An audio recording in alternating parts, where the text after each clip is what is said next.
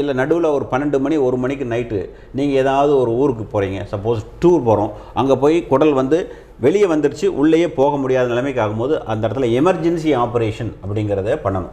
ஏன்னா ஒரு குடலினுடைய ரத்த ஓட்டம் 6 மணி நேரத்துக்கு மேலே பாதிச்சிருந்ததுன்னா அந்த குடல் அழுகி போயிடும். அதுதான் அதிகபட்ச டைம்.